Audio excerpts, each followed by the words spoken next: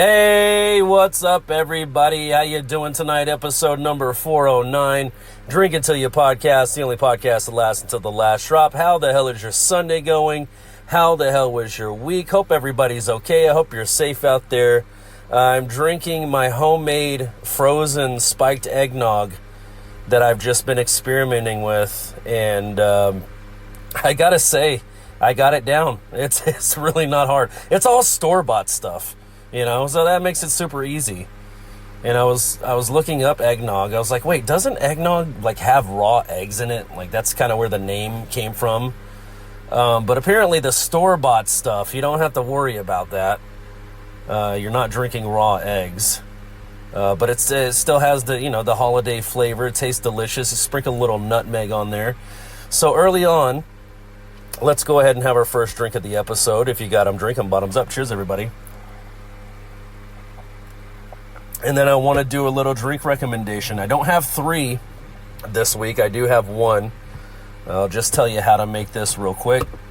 Basically, all you need is a little ice cream cup. The ones they used to serve you in school, and it came with a wooden spoon. And you can almost taste that wooden spoon just by mentioning it. So you need a cup of ice cream. You need, obviously some big glass to put it in so you can blend it all together.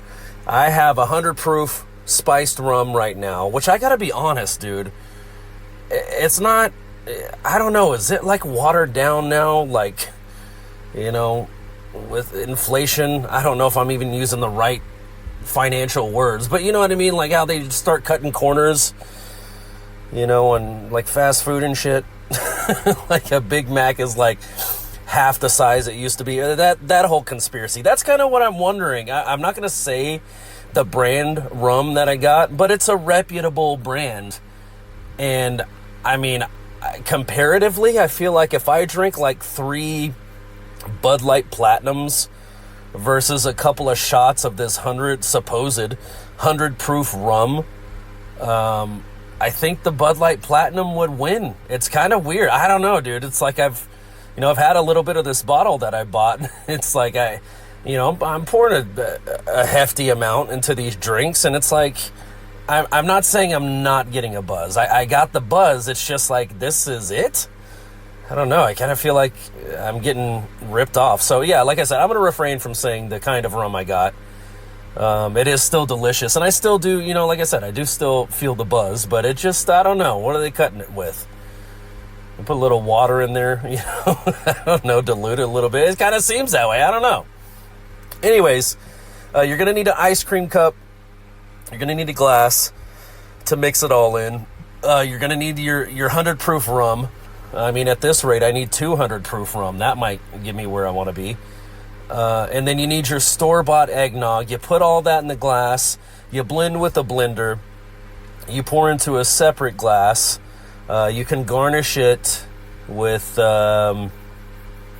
what's it called? Nutmeg, to make it even more festive. You know what I mean? If you want to do something like that. But it's delicious, dude. Shout out to the Double Wide. My favorite place to go to get these. I'm just drinking these to hold me over, man. I love the Double Wide. So anyways, if you got them, drink them. Let's have another drink. Cheers, everybody. Yeah, I don't know, dude. The rum is just kind of... It's not hitting... I mean, it's basically gasoline at that point. That 100 proof, but it's not hitting me the same. I've tried it different ways. I put it in my spiked eggnog, of course. I've tried shooting it. I gave myself a pretty decent shot of it, and it's it's not that I can't feel it. It's just I should be falling down by now. You know what I mean? I don't know. I'm not trying to get to that point, but I would think it being 100 proof, I don't know. So anyways, let's move on. We still have a lot of crap to cover from last week. A bunch of stuff I didn't even get to. So we'll go ahead and start with a conspiracy. I heard about this. If you haven't checked out the channel, the Y-Files on YouTube. Dude, this is my main source of entertainment lately. I love the Y-Files. I love Hecklefish. Dude, that is such an awesome idea for a sidekick, the Hecklefish just talking shit the whole time. So it's a great show. Go check him out on YouTube. He's awesome. He was just on Joe Rogan a couple of weeks ago, the host of that show. I can't remember his name right now, but he's awesome. He's a great host. He's very, like, he does his research, you know, even if the topic is like a little woo-woo, you know, like he's still trying to dig and do research to give you an entertaining episode. And absolutely, I love his channel. It's great. So anyways, what he was talking about, and I've never heard this before, has to do with the Beatles and Paul McCartney. Supposedly, well, not supposedly, Paul McCartney did get in a, like, super bad car wreck. When did he say? November 9th, 1966. And he showed the picture of the car that McCartney was in the wreck. And it looks horrible, dude. Like, the car crash, like, you see the picture and you basically think to yourself, like, how did he survive that? You know, basically, like, which is what they say on the Y-Files, and the host is like, exactly. How did he survive that? It looks like such a terrible car crash. It's like nobody could have survived that. So anyway, that's where the theory starts. Some people say, and some people think, that that's when Paul McCartney died. And obviously, years after, the band kept going. You know, I think they didn't tour after a certain time. They stopped touring and stuff, but I think they were still, like, writing albums and going into the studio and stuff like that. But a little before that, there was a Paul McCartney lookalike competition.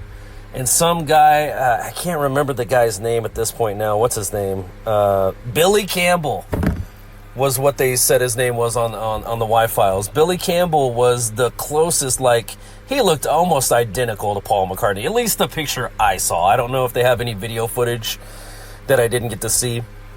But he looks super close. I mean, like, he could have passed as Paul McCartney easy. So people are thinking that since he had this horrible wreck, and people think he died. I mean, look at the car wreck. It looks terrible. That this guy, Billy Campbell, actually replaced Paul McCartney in the band. Now, there's a couple of things that are kind of strange that point to this. And this has to do with, like, Beatles album covers or Beatles artwork or even, like, Beatles audio. But there's a couple of things that I wrote down here that do kind of raise a flag in my head. And I've always noticed this, like on the Abbey Road album, Paul McCartney is the only one out of step. Paul McCartney is the only one wearing or not wearing shoes. And I think, I'm not looking at it right now, but I think Paul McCartney is the only one who has a different colored suit on. And, you know, it's just the average everyday, if this conspiracy wasn't here, it's like, okay, that's just some kind of artistic expression of some sort on this album. Well, whatever, you know, like, it wouldn't have meant shit. But the fact that they think he died in that terrible car wreck, they're thinking these signs are pointing to, I think Paul was wearing, and I might have this backwards, you'll have to fact check me, but I think Paul was wearing a white suit and everybody else is wearing black, just kind of signifying that he's not with us any longer. On that same album cover, there's a car parked on the street, and the license plate says, some of the license plate's letters, the start of it says 28IF, saying 28 if, like as if Paul McCartney were alive, he would be, at the time of this photo of the Abbey Road cover, he would be 28 years old. 28 if is what the license plate said. So all this is kind of just weird. Excuse me. And I start stumbling down this rabbit hole, and there's so much weird shit around this. I can't remember the song specifically, but you know, there's that whole thing, if you play something backwards, you can hear coded messages. Well, they do that with a specific Beatles song, and it sounds like John Lennon is going, Paul's dead, Paul's dead, I really miss him. Paul's dead, I really miss, you know, and it's super, like, they played the audio. You got to go check out the episode, dude. It's so fascinating. But yeah, so there's all these clues, like, I want to say it's maybe the Sgt. Pepper album. I'm not sure the chronological order of all the Beatles albums, but there's signs and things on the albums that are just pointing to, like, this dude passed away, like, in this car crash. But couldn't you just imagine, like, just go with that theory for a little bit. Couldn't you just imagine, like, if that were true, the Beatles were such a huge thing and such a huge, like, cash cow, for lack of a better term, that, everybody involved would want to keep it going, wouldn't you? To keep the money flowing. You got this guy who looks like him. You don't play live shows anymore. Those, amongst the three, if that dude wasn't really Paul McCartney, amongst the three of them, they're good enough musicians to write music and play guitar and play. They don't need the look-alike to do anything, really. And so I started thinking about it even more, and I'm like, wait a minute. I'm kind of like seeing that guy. I can't fucking stand him, but I always see his face, where he's kind of putting his finger up to his mouth, like tapping his finger on his mouth.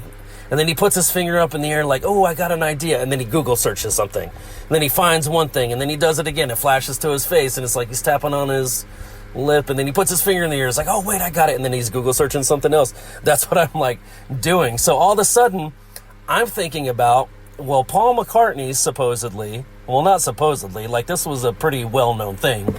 Paul McCartney, and when Yoko Ono came around, they didn't get along. This was a lot of the band's clash. Was like, Paul's like, she's not even in the band. Who the fuck is this bitch? I know it's your wife, but damn, like, we're the Beatles. She's not a part of this. She hasn't helped grow this. She just entered the picture. You know what I mean? But that got me thinking, it's like, maybe it was the other way around. Maybe their tension, air quote, Paul's problem with Yoko Ono, or Yoko Ono's problem with, quote, Paul, was that she was saying that kind of shit to him. You're not Paul. You're not really even in this band. What are you doing? Like, I could totally see a scenario where she's calling him out because he's just a lookalike. He's just a warm body, so to speak. You know what I mean? So I started thinking about that. I was like, dude, this is fascinating. Like, I could totally see. And that's what you've heard over the years, is how Yoko Ono and Paul McCartney just didn't get along. But I could totally see now, going with this story, kind of running with this version of it, how she could be giving him shit. He technically wouldn't be a part of the band. They weren't playing live shows anymore. It's not like he had to even perform. So, yeah, dude, that was just wild to me. I had to talk about that on the podcast. I finally got it out. It feels so much better. That was just really cool to me. I've, first off, never heard that theory before. And second off, like, when I started kind of putting things together that I do know about the Beatles, because I'm not a huge, like, Beatle maniac or whatever you want to call it, but I love the Beatles. Like, don't get me wrong, I love the Beatles, but I'm not super hardcore. Oh, I know every track on every album, the chronological order. That's not me. I don't know. But I've heard a ton of their songs, and I respect what they did, and, the whole thing they had going on was fucking great. But, anyways, yeah, I had to throw that out there, dude. I thought it was so damn fascinating. If anybody would like to write me, please tell me more. Tell me what you know. Tell me some more theories that I missed in my brief little 5-minute description of it. Write me at drinkuntilyoupodcast@gmail.com. You can find me on Twitter. You can find me on Instagram. You can find me on Facebook. Yeah, just let me know. I've never heard that before. So, yeah, it was kind of cool. Let's have another drink. Cheers, everybody. Oh my God, dude, that is so good. That is so good. That is just like hitting the spot. Oh, I love it. I will honestly say it's not as good as the double whites. I don't know. I don't know what they do. I don't know how they turn theirs so, like, theirs looks more chocolate, like darker. Mine's turning out like milky. You know what I mean? I'm not sure how they do theirs, but I would say mine's a slight step below theirs. So there's, taking the lead. I can admit that about myself. Anyways, moving on. What else? Just real quick, UFC. I didn't see any UFC this weekend. I was out at an event at Six Flags, which was a ton of fun. I went out there with family, and dude, I thought somebody, it was like the whole day was done. We got through everything, and I go to look for my car to go home. Dude, I thought somebody stole my fucking car. And I'm like, why? You know what I mean? Like, I don't drive a souped up fucking, I don't know. What's a hot car right now? I don't know. Mustang probably gets stolen a lot. The Camaros probably get stolen a lot.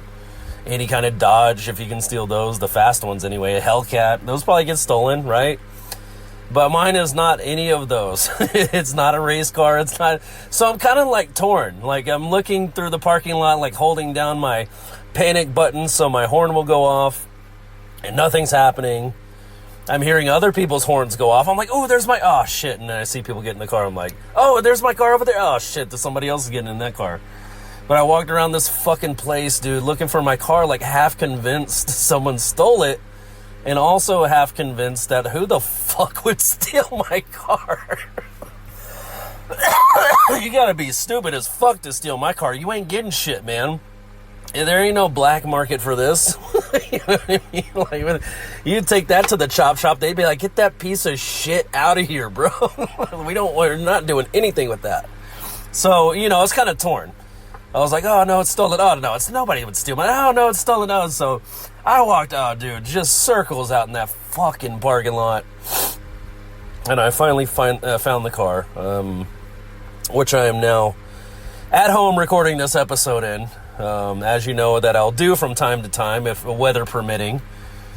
I'm not coming out here in the blistering ass summer ever again. I'm not doing that shit anymore, but it just has the best sound. In case you don't know, the reason I have recorded, I would say probably 80% of the episodes that you could go download and listen to of Drink Until You podcast, they've been recorded in a car.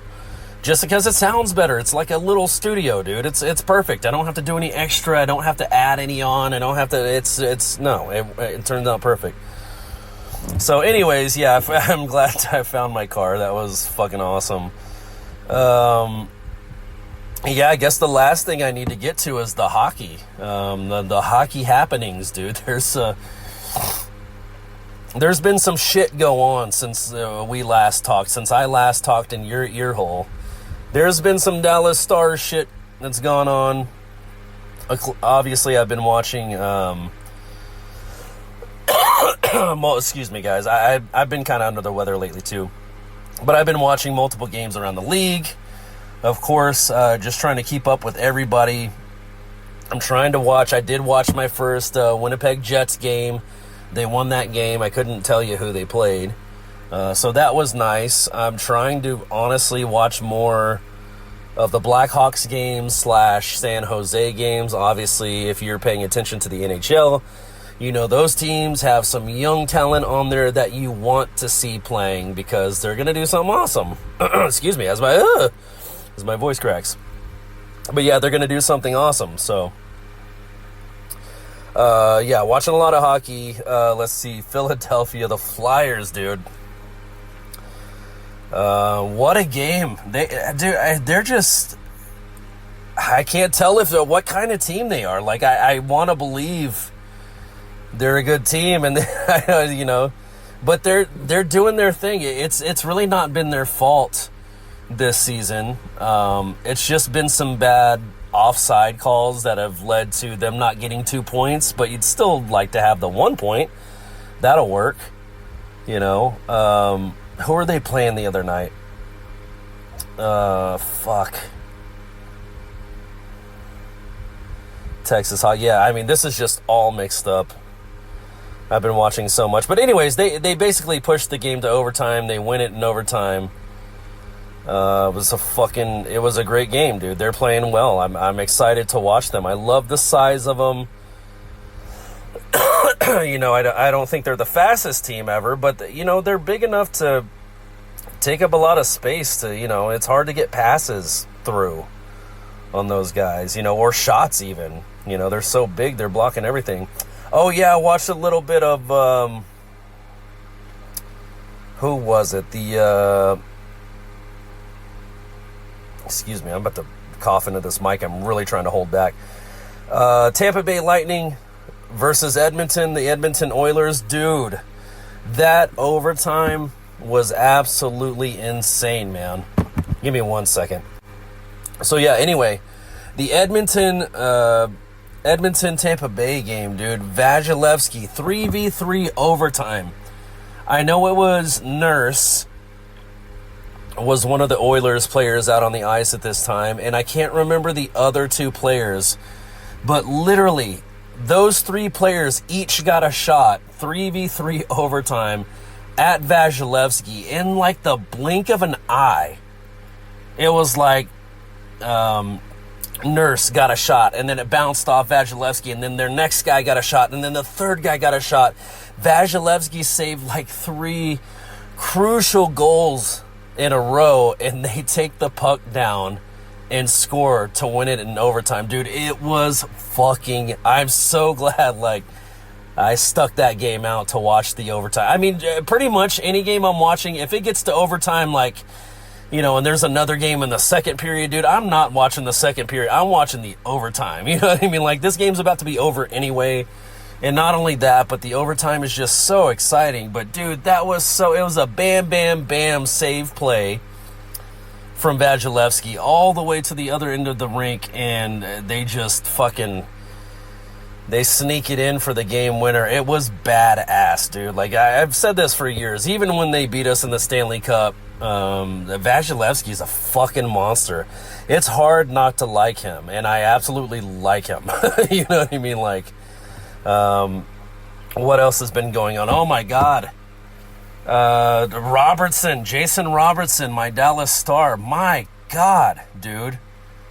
He is on an absolute tear like I've never seen him on before. I've never seen anybody on before that I can think of anyway. No matter just him.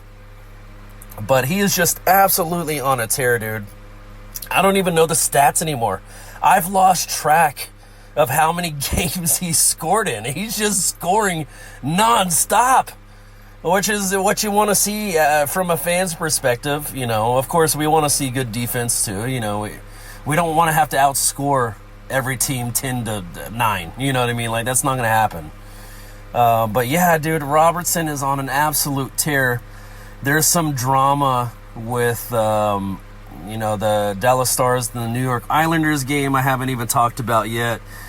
Basically, they felt what Rantanen did was a dirty play. He boarded one of their players. Like, let's make no mistake about that. He boarded that dude. But it totally wasn't on purpose. You know what I mean? Like, he's getting his skate clipped from the back. He's off balance. He's got someone pursuing him. And the guy in front of Rantanen, I mean, he was the unfortunate meat in the sandwich in this scenario. And he got plastered on the fucking board. Dude goes down, doesn't get up from the ice. Of course, you know, the Islanders are riled up from that. Patrick Waugh is yelling at Rantanen because Rantanen got kicked out of the game. So, you know, he's going on to the bench and down the tunnel. And Patrick Waugh, formerly of the, goalie for the Colorado Avalanche, if you don't know, back in the day. One of my favorite goalies of all time. But at the same time, fuck Patrick Waugh as a fucking person. You know what I mean? Like, screaming at Rantanen like that. Like, first off, Waugh, you're not a player anymore, bro. You know what I mean? Like, it just drives me crazy. Like, you can yell at the coach. You can yell at our coach if you feel like, I don't know, he sent him out there to do something dirty. Totally. And our coach will yell right back at you. But once you're a coach, you don't yell at players. Players yell at players. And he was basically threatening Rantanen that when we rematch them in March, I think it is, of next year, that Rantanen's not going to make it off the ice. Shut the fuck up. Patrick Waugh, shut the fuck up. This pisses me off, dude. Because, like I said, he's not a player anymore. You're behind the bench as a coach. Like, cool your shit, dude. I understand he's passionate. I get it. And he saw what he saw. You know, and he thought Rantanen did it maliciously. But, you know, looking at the replay, it's like you can tell that shit wasn't malicious, bro. I don't care what a million Islanders fans say. That shit was not malicious. They're just doing that old thing to, like, rile you up, you know, like that little kids do. Saying the opposite of what actually, you know what I mean? Like, that's all Islanders fans are doing. You know, there's some realistic ones, too. Let me not say it's all of them. There's some realistic ones that called it how they saw it, which was that Rantanen, I mean, he's a fucking unit, bro. Like, he gets his momentum. They call him the Moose for a reason. He gets his momentum up, and he can't stop. And you're, like I said, you're the meat in this metaphor, in this situation, and he's the heavy-ass bread. You know what I mean? Like, he's smushing you. I mean, that's a terrible metaphor, but anyway. So, yeah, the thing with Wah, I don't like the fucking... First off, Wah was not, in case you don't know, Wah wasn't even that guy when he played. Back in his day, he was not the guy that was going to get pissed off and everybody on the ice was going to be like, oh, no, Wah's pissed off. Nobody gave a fuck. He's not that guy. So even back then, he wasn't that guy. Well, fast forward to 2025, Wah, you're also still not that guy anymore. And if you want to take it to that step, Wah, by the way, if you are that mad and you want to do something about it yourself, the game was here in Texas, by the way, which is going to lead to my next point. Texas has a law where you can fight another person, another man in the street with no legal consequence. It's the right to mutual combat law in Texas. Go look it up. If he felt that strongly about it, he could have had mutual. It has to not be related to gang violence. You can't have any weapons. But yeah, if you both mutually agree, you can fucking throw hands out in the street if you want to. So I say, and I'm sure Wah doesn't know this, but I say, if you're that fucking mad, you want to put your money where your mouth is, I dare you to throw some hands with Rantanen, dude. Wah wasn't even that guy when he played. You're not that guy now. And you know what pissed me off the most about it? Was just, it kind of feels like, and I get it, Wah was sticking up for his player. He felt it was malicious. I'm sure he might feel different, like going back and watching the video. I don't know. He seems like a fuck ass of a person. His poor fucking chihuahua, dude, like fucking shivers in the corner every time he gets home. Like, stop yelling, bro. Like, you're not scaring anybody. It's ridiculous. Anyways. But yeah, it was just, the thing that pissed me off also on top of it was that he's kind of has this safety net now of like being the coach. He can get as mad and talk as much crazy shit as he wants because he knows he's not a player. He's not going to get on there's no gloves to drop for him. You know what I mean? So it's like, it was just kind of a bitch move to even yell at Rantanen like that. Yeah, and it just rubbed me the wrong way. Fuck Patrick Wah. I would slap Patrick Wah in the face. You know what I mean? Like, fuck that guy. And this is crazy to say for me because I respect the dude. As a player, I respect the fuck out of Patrick Wah. He was one of the greatest fucking goalies ever. He's definitely in the GOAT conversation, you know what I mean? But yeah, as far as getting all bent out of shape and fucking yelling at Rantanen, shut the fuck up, Wah. That was ridiculous. I had secondhand embarrassment for him. His fucking tomato red face. Like, dude, so what are you doing? You're not worrying anybody, you know? And then to threaten Rantanen for the next game, dude, Rantanen's gonna be skating on clouds, bro. You better not breathe on that motherfucker wrong because the refs are gonna be looking. The league knows what's going on. So anyways, Rantanen didn't receive any disciplinary action for that move because I think the league saw it the same way. Most of us saw it. It wasn't malicious. He just lost his balance due to the pursuit of the Edmonton Oiler behind him. Or, I'm sorry, not the New York Islander behind him.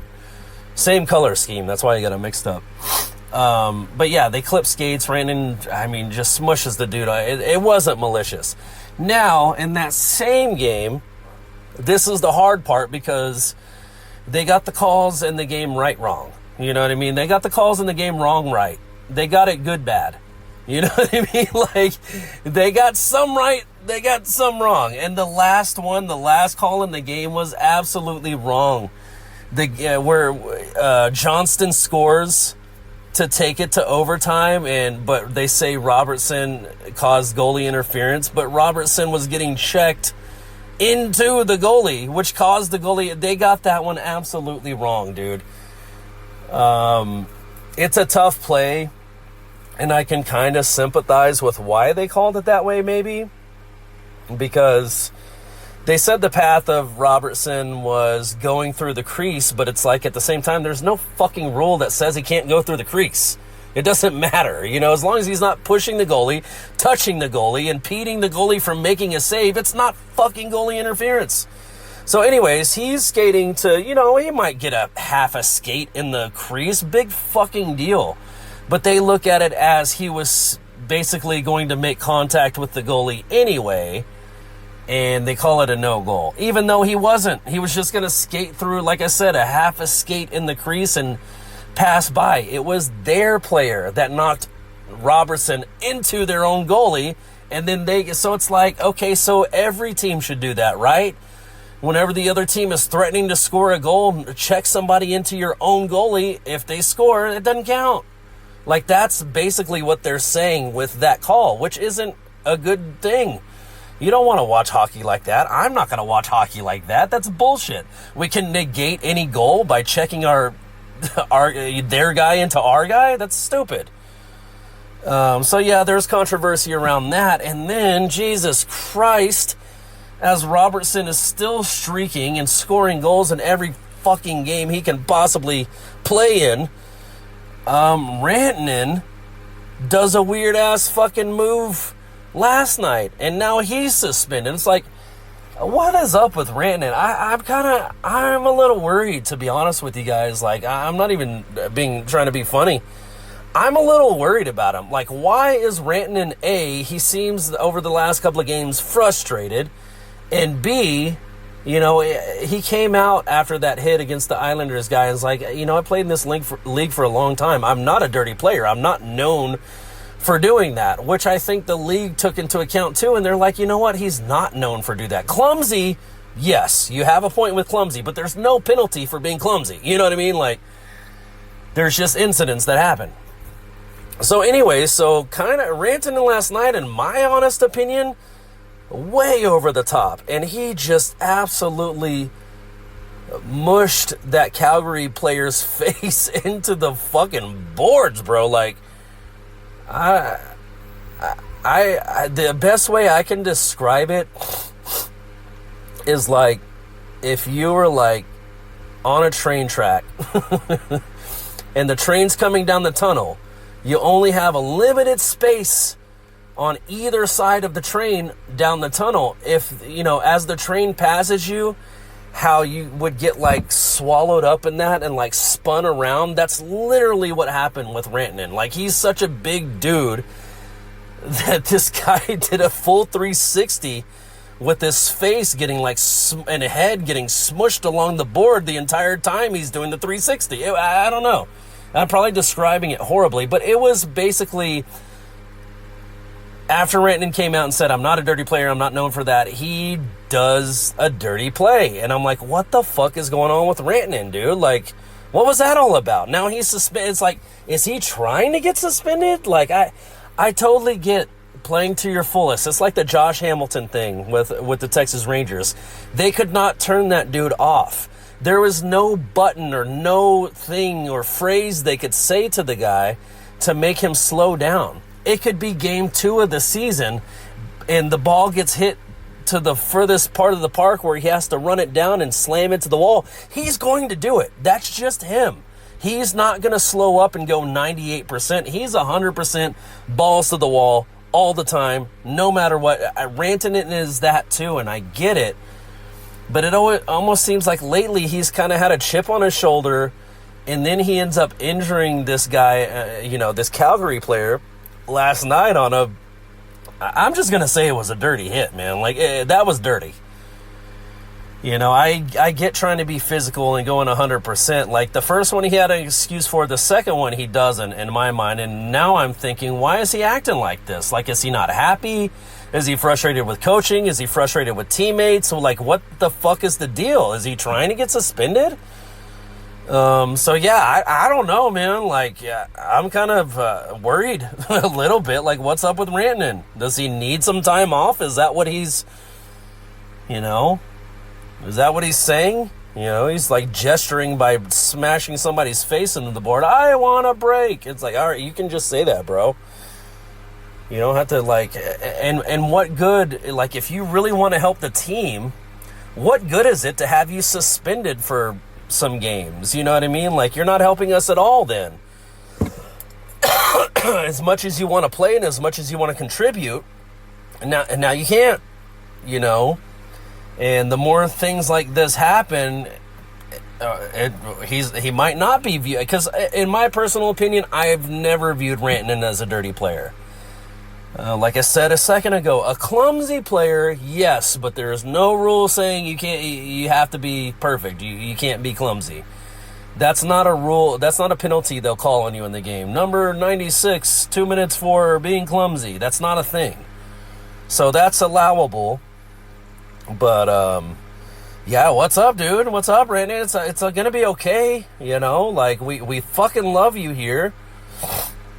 We see what a beast you are. You know, like, what's with the, and I get it. I don't want him to ever, like, play 98% or, oh, I'm only putting in 80%. I want him to go balls to the wall like he has, but don't do a dirty play. You know what I mean? Like, that's going to give you a reputation, you know, and then in a couple of years, you can't say things to the media like, I'm not known for that, because you will be known for that. Excuse me, guys. Sorry about that. But anyways, yeah, so that's pretty much the episode. I just had to throw that out there. It's kind of been odd.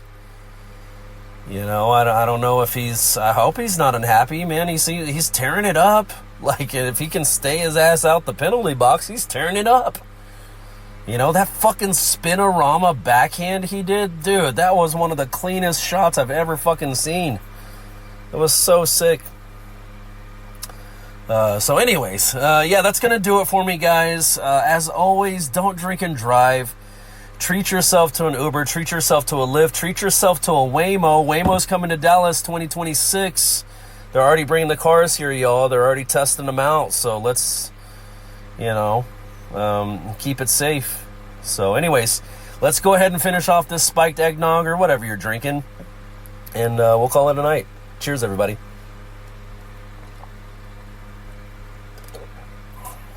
All right. I will talk to you guys next week, next weekend. Be safe. I love you all. Bye.